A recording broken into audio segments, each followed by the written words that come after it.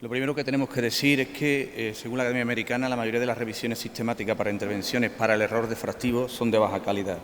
Conceptos importantes. Vamos a tratar pacientes con cristalino natural. Por lo tanto, tenemos que comprender los conceptos de refracción, binocularidad, vergencia, acomodación y miosis. Y es importante entender que los Z4 y los Z6 tienen componentes de rango inferior, es decir, tienen componentes de patrones de rango inferior. Concretamente, por ejemplo, el Z4 tiene 4 micras de defocus, eso es importante entenderlo. Y también es importante entender que la Z6 tiene un componente especialmente periférico, la Z4 menos periférico, y el más central es el Z2. Y el Z2 es el que está incrustado en todos, tanto en el Z4 como en el Z6. ¿Qué pupila es la de referencia? 5 es la pupila de referencia, especialmente porque ahí encontramos una gran eficiencia. Si nosotros vemos conceptos de cuáles son los cambios de micras y el error refractivo, los componentes de Z2, los componentes de R2 son muy grandes. Cuando nos vamos a los componentes de orden 4 son muy pequeños y los de 6 todavía más pequeños en cuanto al error refractivo. Pero si ya combinamos Z4 y Z2 se convierte en un gran error refractivo, y si combinamos Z6 y Z4 en muy pequeño error refractivo. ¿Qué quiere decir? Que los componentes de Z2, los de bajo orden, son los más importantes. No necesitamos grandes cambios aberrométricos, con pequeños cambios aberrométricos somos capaces de conseguir una buena profundidad de foco. Importante, tenemos que empezar a entender que ya no nos van a ir sirviendo los polinomios de Zernicke, tenemos que irnos hacia modelos geométricos, porque los modelos geométricos, cada orden tiene solo de suyo, es decir, el G4 solo va a tener 4, mientras que el Z4 va a tener componentes de orden inferior. Así es como se vería una simulación de un Z4 con Z2. Así es como se veía solo el G4. Y tendremos que ir, las casas comerciales tendrán que irse adaptando a programas geométricos en su software para que nosotros valoremos realmente cuál es el efecto de la aberración esférica y cuál es el efecto del defocus. Este nuevo Pentacam nos va a permitir una aberrometría en frente de onda con sensor Harman-Kardon, y algo muy importante. Actúa o mide sobre el primer reflejo de Purkinje. Las mediciones de aberraciones se realizan sin deslumbramiento y por eso conseguimos unos diámetros pupilares aceptables. Se van a medir de segundo orden, especialmente también de tercer y cuarto orden. Es importante en el full sequence poder determinar cuál es la refracción, que es un componente importante. La binocularidad. El concepto de binocularidad para la satisfacción del paciente resultado es importante y se basa en la igualdad, en que no haya mucha diferencia ni en lo de bajo orden ni en lo de alto orden entre un ojo dominante y el no dominante. Esta es la clave para conseguir la sumación en vez de la supresión. Por lo tanto, resumiendo, la importancia de lo pequeño. Si queremos buenos resultados, pequeños cambios en los de focus, pequeños cambios en la Z4, porque vamos a tener una satisfacción rápida del paciente en vez de una satisfacción a largo plazo. Y el tiempo no va a ser lo más importante, porque la sumación va a permitir que pacientes, como es por ejemplo este caso, paciente después de 8 años de una cirugía de presbicia con hipermetropía, con muy pequeño de focus y con muy pequeño cambio de aberración, solamente hemos cambiado la aberración prácticamente desde de 0,300 a 0,78, vemos cómo la calidad de visión en lejos y de cerca es buena. Las aberraciones corneales las hemos cambiado muy poquito y las aberraciones totales muy poquito. Hemos conseguido un efecto de sumación que se prolonga en el tiempo con buenos resultados. Importante, entonces, ¿es buena la monovisión tradicional o la modificada? Es buena la modificada, pero solo cuando la hacemos con pequeños de focus. ¿Por qué? Porque mejora la asteragudeza, pero solo mejora la asteragudeza en 0,50 y una dioptría de focus. Cuando llega a 1,50 ya nos cambia el contraste y es peor la modificada que la tradicional. ¿Y cómo medimos la tolerancia? En vez de por criterios absolutos, vamos a medirlo por criterios relativos. ¿Qué quiere decir? Vamos a determinar lo que es un desenfoque que el paciente nota por primera vez y el que ya le va a dar problemas. Y eso es importante porque ¿cuándo se nota el desenfoque? Con 0,35 dioptría de desenfoque de defocus ya se nota y con 0,18 de aberración esférica ya se nota. En cuanto a la visión nocturna, con 0,384 con pupila de 6, 0,275 con pupila entre 3 y 6 ya se nota y ya vamos a tener problemas. Y esto es importante porque el nuevo Pentacam nos permite comprobar las aberraciones de bajo y alto orden tanto para visión nocturna como para visión diurna y nos puede determinar por qué un paciente ve bien o ve mal. Tenemos que acostumbrarnos a lo que son las visiones en sistema de logaritmo. Este es un trabajo muy interesante de Atkinson porque lo que él va a determinar es qué cantidad de desenfoque y qué cantidad de aberración esférica se tolera. Y se tolera en óptica adaptativa. Es decir, qué cambio es capaz de tolerar un paciente sin tener problemas de calidad de visión. y los cambios entre una letra entre 0,1 y 0,35 y una media entre lo notable y lo problemático sería para un defocus entre 0,500 micras en positivo y menos 0,400 y para el Celnique entre más 0,250 menos 3,25.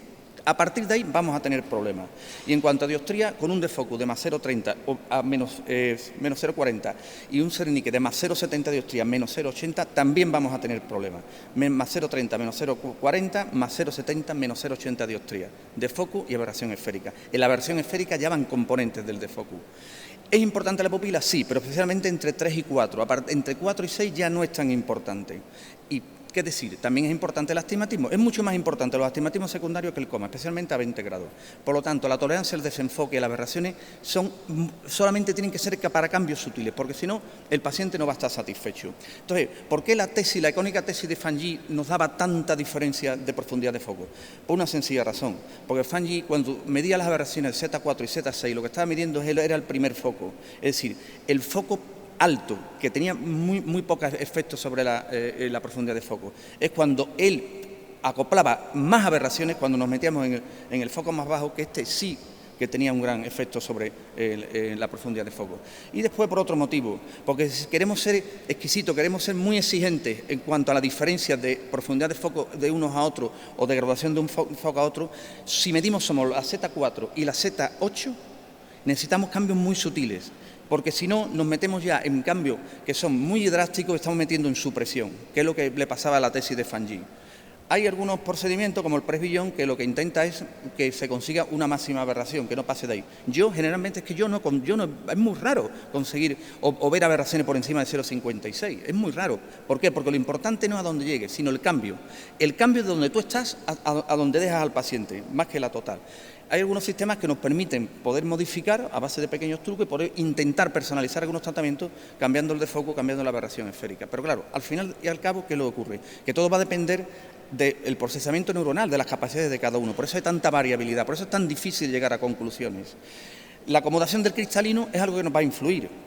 Es decir, al disminuir el diámetro de la pupila aumenta la acomodación, al aumentar la acomodación aumenta el Z4 negativo.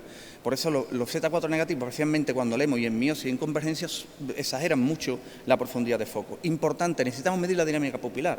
Si no sabemos cómo trabaja la dinámica pupilar, por eso en unos pacientes tenemos mejores resultados que otros. Es importante saber la dinámica pupilar. A mayor dinámica pupilar, mayor profundidad de foco con la misma aberración.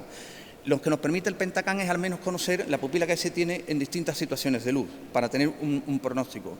En cuanto a las lentes fáquicas, tenemos una lente fáquica que tiene un componente esférico que está patentado, que no sabemos muy bien cómo funciona, porque no sabemos las medidas, ni dónde está, ni qué tipo de aberración tiene. Y después tenemos otras lentes que son con carácter difractivo, que se va a comportar como cualquier carácter difractivo.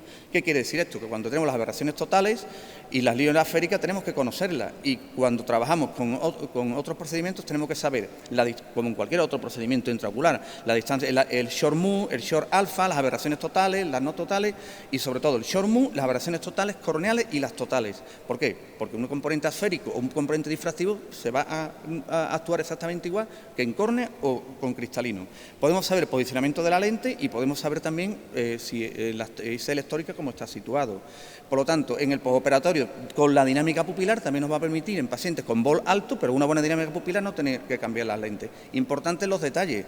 ¿Por qué? Pues porque tenemos que saber centrar bien, tenemos que centrar sobre la luz coaxial, la visión fijada por el paciente. ¿Por qué? Porque es lo más cercano al primer reflejo de Purkinje, que es justamente lo que mide el aberrómetro, donde mide el aberrómetro del Pentacam. Y esto es importante porque así nos va a determinar en el postoperatorio si estamos haciendo cambios de coma o no estamos haciendo cambios de coma. Y esto es importante, ya estoy casi terminando. Es decir, el efecto-surveillance es súper importante.